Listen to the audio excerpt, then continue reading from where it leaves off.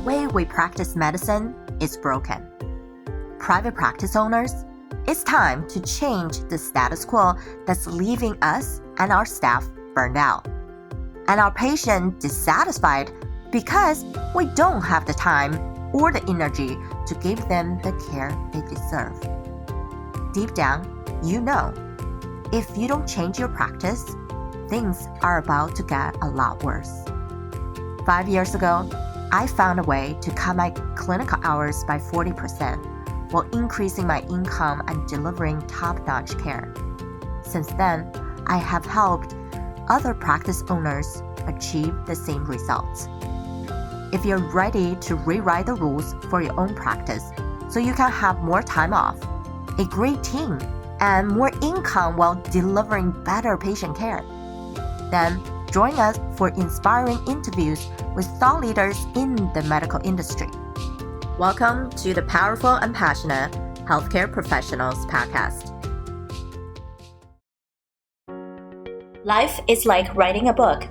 You fill up the pages with your emotions and experiences. The milestones that you achieve divide your book into chapters.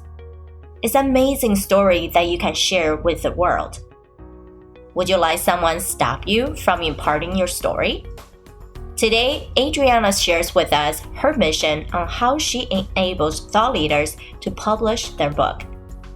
Join us in this episode how she empowers her clients to become the best-selling authors of their life work. Welcome back. I'm your host, Sabrina, and today we really want to talk about your story because everyone has a story, and even you don't think you have one to tell. And your unique story positions you as the specialty doctor, APPs, nurses to best serve your patients, your team, and everyone around you. And for some of us, we choose to be speaking or become a publisher. And how do you craft your unique story and how do you share so people just not to say, oh, I'm another author, but truly making differences in the messages in your teaching. And that's why I invited our lovely and inspirational Adriana here, and she started AMA Publishing and trained a global network of female-owned publishing house. She's a USA Today best-selling author and has been seen in Forbes, Entrepreneurs, Huffington Post, International Living, American Daily Post, London Daily Post, and Great Daily. She's living in the middle of nowhere, Colorado, where she is renovating her grandparents' home and learning how to be homestead with her husband, Derek, and two sons, Sam and Grant. Welcome. Thanks for joining us. Thank you for having me, Sabrina. It's great to be here. Yes, the two of us kind of clicked by networking. And I think one thing that we tend to forget is networking is not a chore. It's actually how we can attract the best people to us and how do we share. And that also go into whatever is that mission that you do. So I would love for you to share your story with our healthcare professionals. Where did it all start and why choosing publishing and really showing people's best self in books and become a publishing house? Well, this is a great question. And truthfully, my start was a long way from business and publishing. I was a small town girl who wanted nothing more than to see the world. And so both sides of my family are from here, 5 generations deep. And they just didn't leave. They're very, they're anchor people, they're roots people. But I wanted to see the world. And so when I graduated from high school, I was that straight A student overachiever who chose not to go to college, who chose not to do the traditional route. And I went overseas as a volunteer in my 20s. And it opened my eyes to see how many people live, because it's so easy to think everyone is just like me. Everyone has my life. Everyone has my family. Everywhere when you go flip a switch on the wall, lights come on. And what I learned is that wasn't true.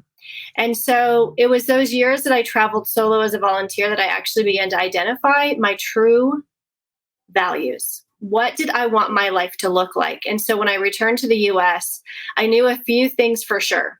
I wanted a slow, rich life. I was not interested in the rat race. I was not interested in working 24 hours a day and accumulating things that didn't actually matter. And so I ended up meeting my husband on a blind date. We started a business, and every single thing we've done, we've just asked the question, what do we have that could support someone else, that could make their path a little bit easier, help them get where they want to go? And what we quickly learned is that every single business owner we worked with had this dream of writing a book, and yet they were completely overwhelmed with the traditional publishing process. So that's when I decided I love making things that are complex simple. And I began to create strategies and ways that we can make it different and make it better.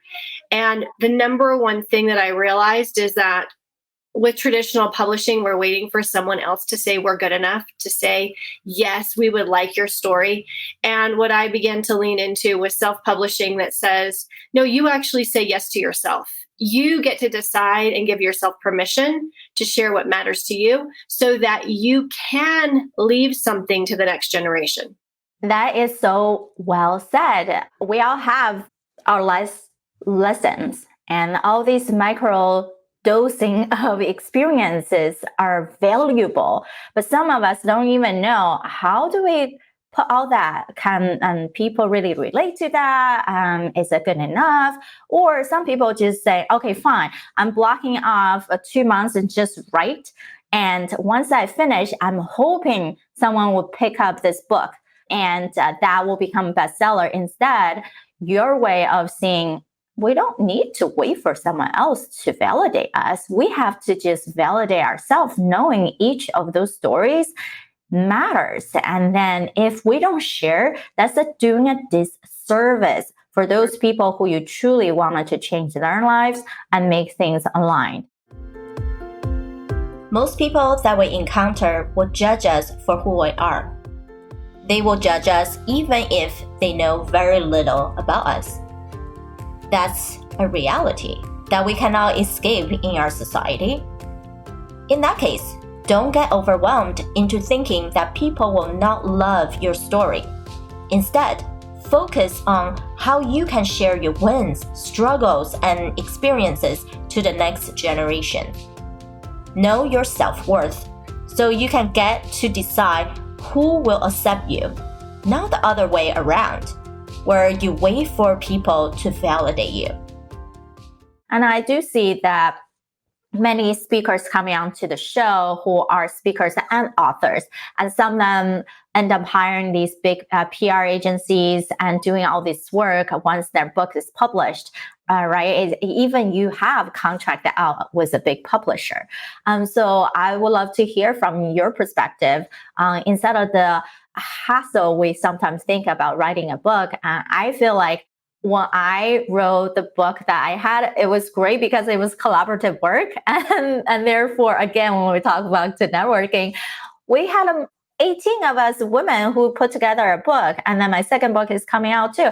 And it just a different way of, as you were saying, self-publishing. So what are some of the benefits of becoming your own publishing house versus hiring a publishing company, whether to do the self-publishing or connecting to these bigger companies, feeling like, okay, then maybe once I'm hands off, get the best people on it, then everything will just take care of itself. What's the pros and cons? This is a good question. And what I would say is that traditional publishing has changed so much that oftentimes the concept that we hold in our minds of, if I can just get an agent, if I can just get a publishing house to pick up my book, they will take care of everything and it will sell millions of copies and I'll make lots of money and I'll be well known and people will, hear my message. That world doesn't exist anymore. Publishing houses, unless somebody already has a following in the millions, they don't take care of everything and they never will. And so sometimes we have to get out of fantasy and into reality. This is actually what it looks like right now in traditional publishing.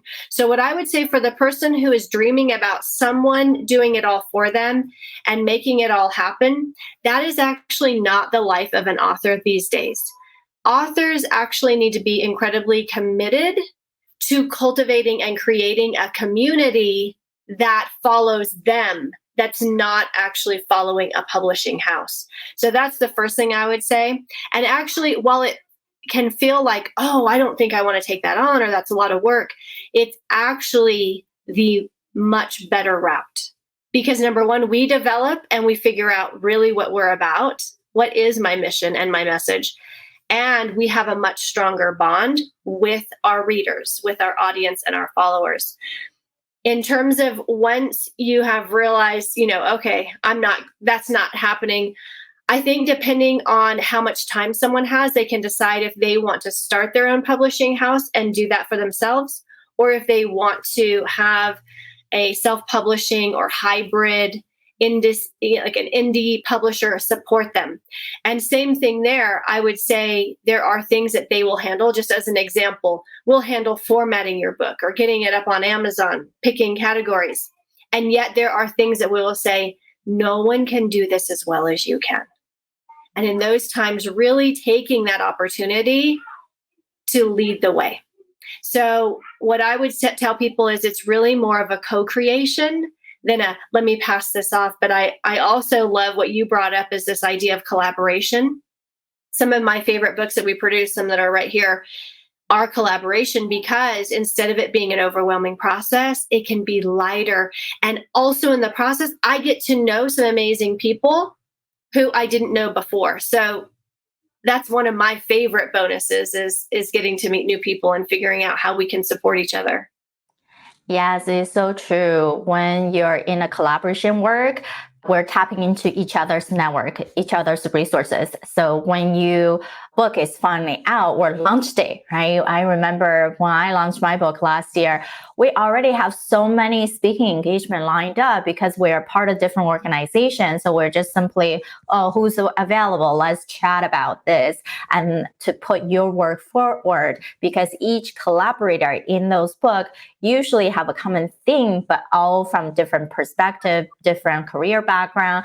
And that's how true collaboration exists, is on how do we share time? How do we share our talent resources? Or how do I share our own high-level network, right? These are three main things. And then from a publishing, correct me if I'm wrong, I believe media PR in general is about relationship, and how do you create these relationships with people that you don't know to get on these different platforms to share the message, because we also need to know these platforms to align with what we are doing, with the people that we want to help, and stop doing a lot. What I see people tend to do is like, oh, I got a book out, let me just speak everywhere. But they're not your people, so they're not going to respond either.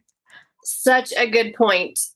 Being dedicated to our people and knowing where do they hang out? What do they care about? What publications do they read? What are the places that they engage and interact? This is really key, because if I'm focused strictly on my people, I'm going to have a much higher percentage of those people engage with me, interact with me, do business with me, refer me, create cross-promotional opportunities. Whereas if I'm just getting out everywhere without being more intentional, I'm going to find that it will actually be frustrating. And I think this is why some people get discouraged. They go, I did all these things and nothing came of it. And this is where we get to go, no, let's be more particular about the kinds of people and the places where we are bringing our message. Correct. And I believe that's part of our marketing and branding ourselves. Branding for, we know how do we present ourselves in this unique way, and then who do we speak to?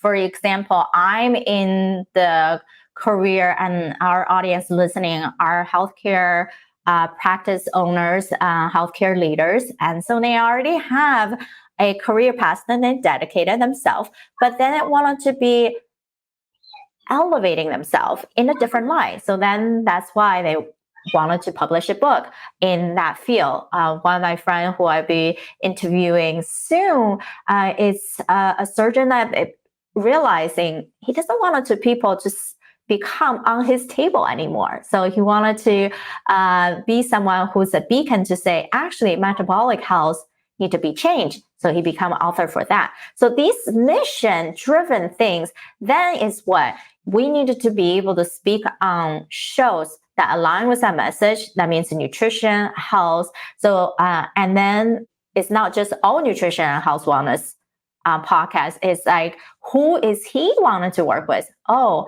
the larger corporate leaders and their team, because that's so much a bigger specific way. And we all know probably 20 or even 10% of your employees that was the most comorbidity is going to be the most costly. So how about we create different system to support those, right? Just like how we interact with any of our patients. Probably the 20% of people that we ever see will continue to come back to us and continue to needing support. And that's okay. We need to be able to serve them. Your commitment to your work does not end in the last pages of your book. The work is only a medium for you to be able to express your endeavors in life. In order for you to impart your story, there has to be people who will read it. Whom are the best audience for your work, if not those within your circles? You can effectively connect your ideas with them because you have the same vision. And what are something that you feel like people haven't even thought about when they become that self-publishing author? What are some of the things, maybe mistakes that you see people have done? Because taking on a book is such a big endeavor. And really what we realize is that we grow personally, we grow professionally, and we have to organize our knowledge, our experiences. And so it is a pretty intense experience when you take on an entire book. What I find that many people do, because it does ask of their time and their energy and their focus, is that when they're finished writing the book, they think they're finished. And that's actually the starting point. I like to relate it to pregnancy. When you're pregnant for 9 months, you might experience a whole new things you never did before. You might be tired. You're going to gain weight. You're going to experience your body in a whole new way. And there's all this buildup and talk and anticipation. And so when we deliver the baby, that's not the end, right? It's the very beginning. Oh, now the real work as a mother begins. And when we finish our book, the real work as an author begins.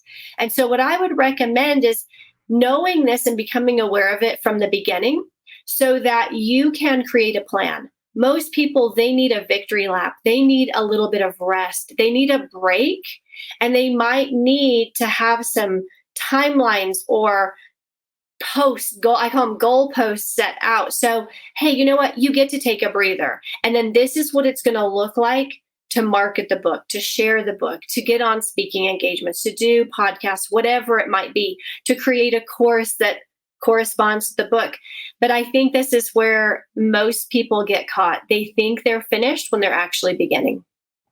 Right. I do hear other people sharing that worry with me too. Some of the clients would say, what is this? We're doing all this work, and then what? And maybe at the end of the day, actually, people don't understand what a book is doing for them because they just jump in thinking, oh, if I'm a best-selling author, then I have the credibility, I have the authority. That's not it. What do you actually want to do and show for this, right? Before we jump into anything, that has to be a long-term vision, and not just I published it, I can sell the book, especially as you're saying. That's not gonna just happen because a lot of people, a lot of authors are start to coming out, which is great, which is amazing. We can share our knowledges.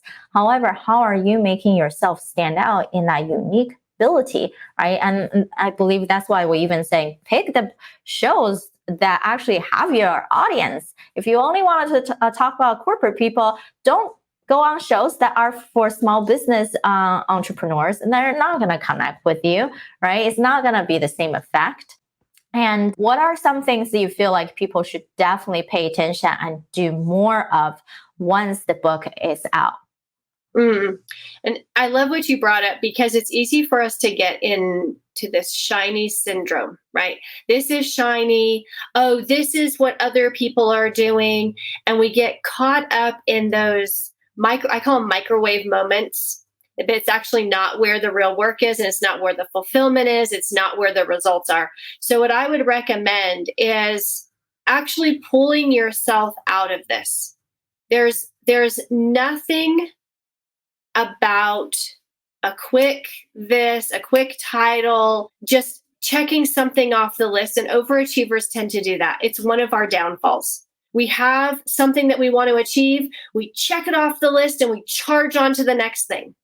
And so, what I encourage people to do is, like you said, actually ask themselves, what do I want to happen as a result of me writing this book? How many people's lives do I want to change? What will actually feel like success for me? It's not just the title of best-selling author. I would say 99% of the time. So number one, get clear on what is that? What does the end look like? And then understand, just like anything, there's going to be weekly, monthly, quarterly habits, actions, activities, interactions, conversations that are going to lead you where you want to go. And what I would say is don't go it alone. You don't ever want to market and promote a book by yourself. One of the best things I did when I wrote my first book, and I will say I feel like I was sort of in that beginner's luck category, but I knew instinctively that I needed other people to help me. And so I had 50 people help me with my book launch. Those were 50 people who were going to share it with their audience, send an email, put me on their podcast, bring me in as a guest speaker to some group that they had. And that is what it looks like. You can do addition, you can work alone, you can be that lone wolf, or you can bring others in and make it so much more dynamic. That's so true. I believe I did a similar way. When I publish, I already have 17 other women who they're supporting me, right? Since we're going through the journey together. But I also personally reach out to friends, whether it's on social media or by email, by text, by phone, to share my excitement and share the mission of that book and ask them, do you mind posting it or telling people about it, and providing them with a short description of that book or even a caption with a photo of the book, and they most likely going to support you. And if we don't ask, we never know what the result is. It's true. If we don't ask, we can never receive. And that's what I found as well. Almost every single person said, absolutely, I would love to help. Yes, because we're in the place and the universe of we always wanted to give. And that's why if you think about it, any service type provider, especially in medicine, you got into this field because we wanted to serve. We wanted to have that change. We want to have that creation. So when people are actually doing something a little bit differently than their traditional way, we actually see that as, wow, this is interesting. I'm proud of you. It's going to be very tiny, small percentage of people's like, oh my gosh, right? And then that's okay because those people are vampires, energy suckers that you needed to get rid of. And we needed to be really truthful about keeping the most energized support system strong so we continue to move forward with momentum. And one thing is in publishing, and one thing is running your own service in how you deal with your team, how you deal with your patients as well. And all together with that book, what's the end result, right? When it comes down to it, is it really about selling X amount of copy, or is it really about getting message out there for X amount of podcast speaking engagement, or is it just I have an additional resource for my existing patients for them to take home to discuss with their family, to have more of open conversation about the most common problems we're seeing. So I definitely love it, this conversation on like really truly understand what's the purpose of even wanting to be publishing, right? You can be very successful, but it's ready from the beginning to the end and doesn't feel like it's a sprint. It's simply we can take on collaborations and also hire yourself a VA.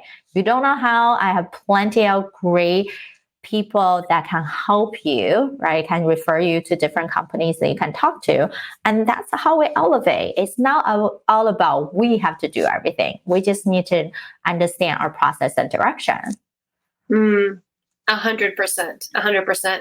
This is the beauty of being a visionary and a leader, is that you understand what you're best at, and you are willing to connect and bring in those who are the best at what they do. And together, what can you achieve? What can you create? Perfect. Yeah, exactly. Perfect set. And at the time, everybody need to grow. And it's okay. You are step 10 versus someone else is at step 20. And don't compare your step 10 with their 20, right? It's not their life. It's not your life. And it's okay. And sometimes we feel like we need to be perfect and everything. And that's too tiresome. That's not human. Thank you. Right. And why would you want it to get to that point, right? Or people can say, I strive for it. Great, you strive for it. But if you don't have it, we should still be able to reflect on what do we have that we can already tap into. We know that you have a lot of stories that you can share for others to benefit. We want you to bring the messages that will uplift the future generations of the medical industry. However, it is not an easy path, and there will be roadblocks that will prevent us from doing so. Don't let these stop and influence you. Instead, connect with your target audiences and build your brand. Sure, writing can be exhausting, but you can make things easier by taking a breather once every week. For example, you can also make things lighter by collaborating with others to finish the book. You just need to consistently remind yourself that there is value in what you do, and you don't need others' approval to publish your work. And that's the one reason I asked our speakers to do a quick whole life assessment on when you see all your 10 different key component of life, where are you at? Where can you leverage on more? And where can you elevate more? So, Adrian, when you see all your life field, what was something that popped into your head? There were two things, and really they're connected. Is right now, socially, I am having a different experience than I have my whole life. I'm extremely extroverted. I'm the person who hosts the parties, who initiates the, hey, let's all get together and do this, or let's go on an adventure. And just the way the world has shifted, and we moved from being full-time travelers, being in a new Airbnb every 3 months and constantly meeting new friends and neighbors, to putting our roots down, moving back to Colorado, and literally being in the middle of nowhere. When people ask me, oh, are you near Denver? I say, oh, honey, no. I'm like 8 hours from Denver. I'm 7 hours from Phoenix. I'm between two towns. One is 7,000 and one's 1,000. So it's literally, I got 2 kids, a husband, German shepherds, and cats. And I'm looking around going, oh, wait a second, right? I need people. I need a party. And so this is the part that I'm developing and really going, okay, how do I create experiences and friendships, like you said, that celebrate who I am, that align with who I am, and that I can contribute something to.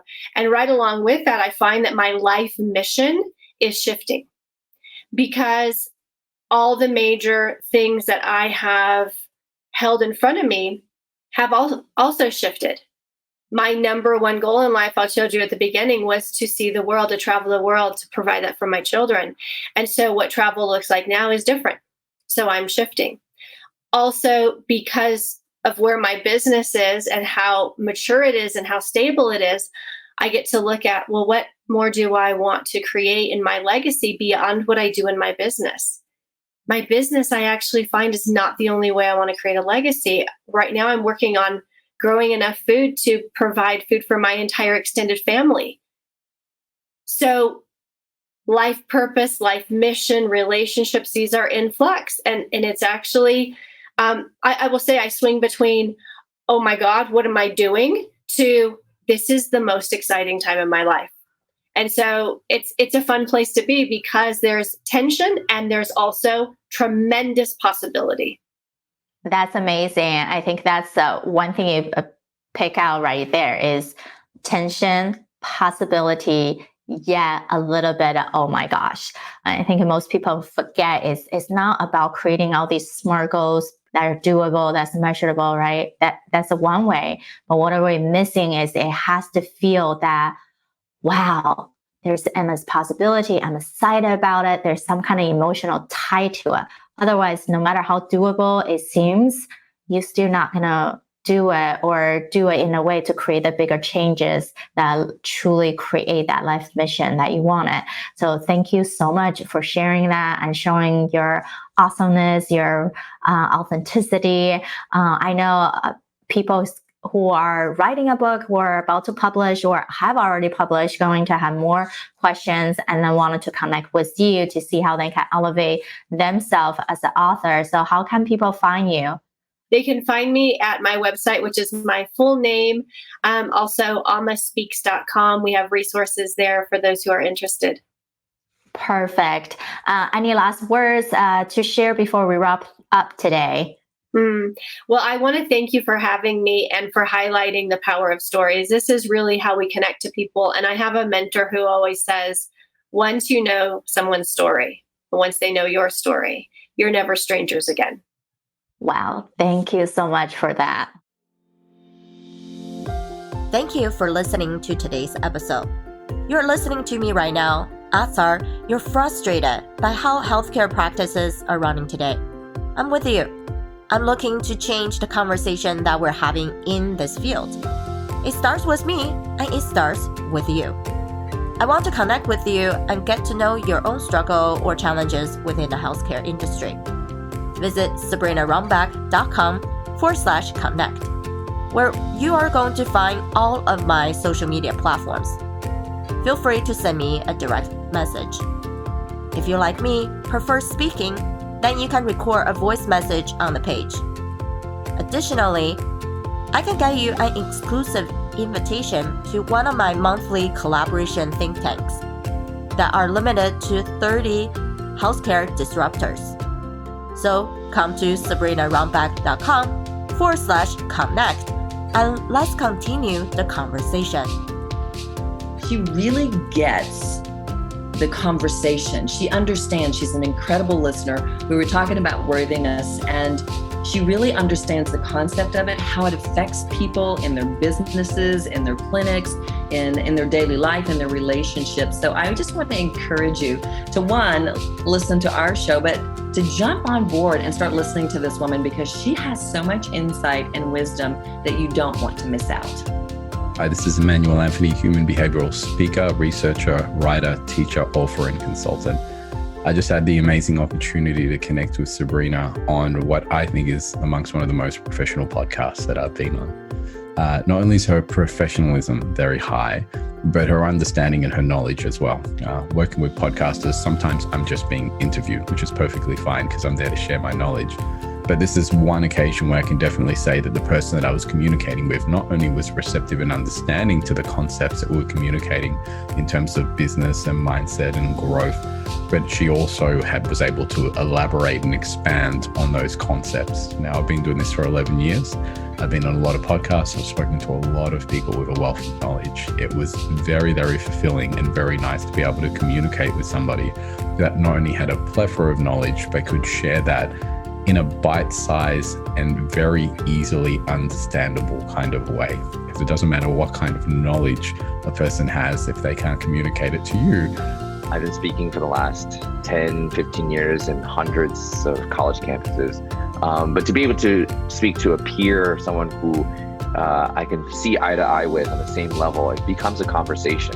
I'm not talking to an audience, I'm talking to a friend, or someone that I felt like I should have met 10, 15 years ago, but better late than never. Here I am right now to be able to just know that I'm not alone in my thoughts, to know that there are other people out there who have reached the similar conclusions that I have with completely wayward and different life paths, to know that there are people like us out there who believe that you can do not just option A or option B, but to do both. You can have both, that you can have cake and eat it too without hurting other people. There's an ethical ability that one may have when they channel their empathy to reach people and to have them go far together. I'm Christine Nguyen. I'm a family physician and the founder of the White Coat Romance, the dating app in development for healthcare professionals and the larger community of white coat professionals. And I had the honor of being a guest on the Powerful and Passionate Healthcare Professionals podcast, as hosted by the wonderful and lovely Sabrina Runbrack, whom is so empowering. I love her energy. I love all the work that she's doing to support healthcare professionals. And we had just a blast, like talking about all the things that are relevant in our community and all the work that we're doing. And I love listening to all of her podcasts and all the guests that she's interviewing and all the great work that they're doing. And it's just so inspiring. Her energy is infectious. And I love that she is constantly uplifting this community. So I encourage that everybody go out there and go check out her podcast. I would go ahead and binge on all the episodes like I did, and you won't regret it.